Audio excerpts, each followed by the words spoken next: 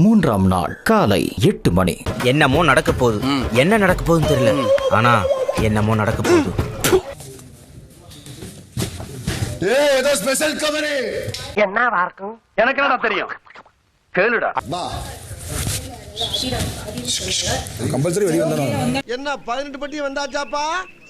அப்புறம் பரமசம் வரல, ராமசாமி வரல, 5 பேர் விட்டு போச்சு, 4 பேர் விட்டு போச்சுங்கிற பேச்சே இருக்கப்படாது. ஹவுஸ்மேட்ஸ் ஒவ்வொருத்தரா வந்து உங்களை பொறுத்த வரைக்கும் முதல்ல யாரு இந்த வீட்டை விட்டு வெளியேற போறாங்க அப்படின்னு ஒருத்தரையும், யாரு இந்த ஷோவுல வின்னர் ஆவாங்க அப்படின்னு ஒருத்தரையும் சொல்லணும்.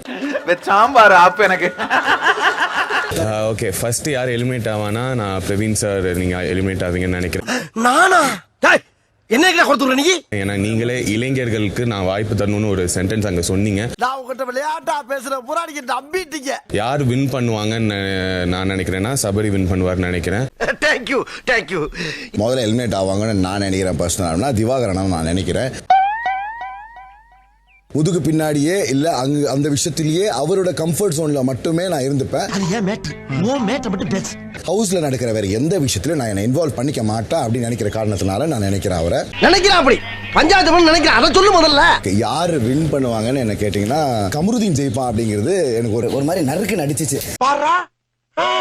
முதல்ல யார் இந்த வீட்டை விட்டு வெளியேற போறாங்கன்னா நான் பிரவீனை சொல்றேன். எதை வச்சு அப்படி சொல்றீங்க? நீங்க சொல்ற மெசேஜ் வந்து ராங்கா கன்வே ஆகுமோ அப்படி நான் நினைக்கிறேன். அப்படியா?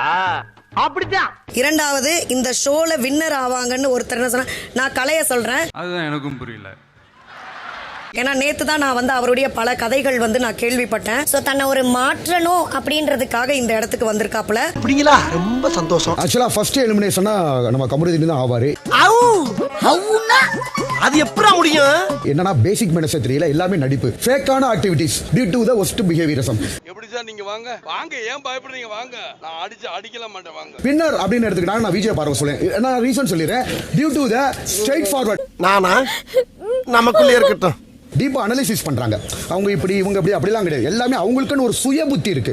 பெரிய விஷயம் ஐயா. அதனால வந்து அவங்க கண்டிப்பா வின் பண்றதுக்கான குவாலிட்டி இருக்கு. நான் அப்படின்னு கேட்டீங்கன்னா மேக்ஸிமம் 60 நாள் இருக்கலாம் பை மக்கள் செல்வாக்குனால. ஓகேங்களா? என்னோட ஓகே முடிஞ்சு. இல்லப்பா சொல்ல விடுங்க. அதை நீங்க ஓகேன்னு சொல்லவே கூடாது. நீங்க பேசுங்க. இதெல்லாம் நீ பேசாத, உனக்கு என்ன தெரியும்? ஆமாமா, கண்டிப்பா மக்களுக்கு ரொம்ப பிடிக்கும். ஆக்சுவலா என்னோட ஆசை வந்து பாத்தீங்கன்னா 60 நாள். ஃபர்ஸ்ட் எலிமினேட்னு சொல்றதே எனக்கு கொஞ்சம் கஷ்டம் தான். இருந்தாலும் ரூல்ஸ். ஏதோ பேசுறதுக்காக நான் பேசிட்டு இருக்காத, நேரத்தை கடத்தாத, நல்ல விவரமா பேசு. மாயா போனா நல்லா இருக்கும்னு நினைக்கிறேன். பாரு. ஐயோ பாவம், அவரே கன்ஃபியூஸ் ஆயிட்டாரு.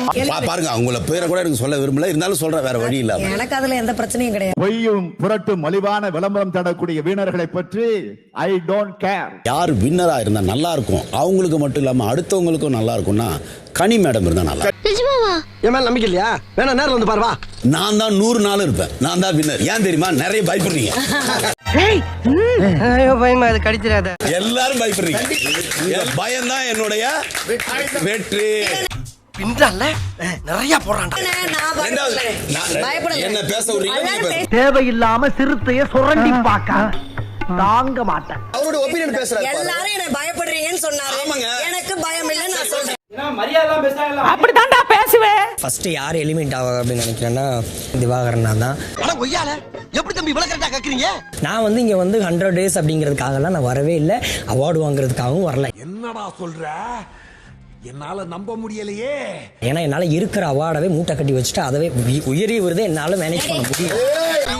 அங்க என்ன எம்ஜிஆர் படம் ஓடிக்கிட்டு இருக்கு, விசில் வச்சு கை தட்டுறீங்க, மூடுங்கடா.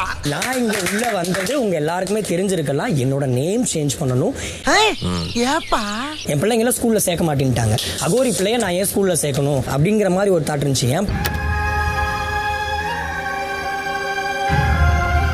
பசங்களுக்காக, இந்த சொசைட்டிக்காக, நான் நாட்டுப்புற கலைஞர்களுக்காக அகைன் நான் வந்து ரியல் லைஃப் ஸ்டார்ட் பண்ணணும் அப்படிங்கிறதுக்காக தான் நான் உள்ள வந்திருக்கேன். கவலைப்படாதப்பா, உன் விடாமுயற்சிக்கு விஸ்வரூப வெற்றி கிடைக்கும். எப்படி பார்த்தாலும் நான் 100 நாள் இருக்கேன்னா 100 நாள்ல எல்லா நாமினேஷனும் எனக்கு கள்ள ஓட்டு நல்ல ஓட்டு எல்லா குத்தும் ஒழுங்கும் எனக்கு தெரியும்.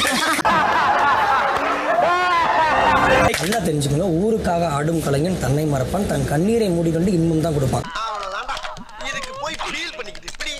அந்த மாதிரி நான் பல்ல போட்டுட்டே இருக்கேன்ற உள்ள எதுவும் இருக்காதுன்னு நினைச்சேன். அப்பாடா, டேய் மச்சான், என் ரூட் கிளியரா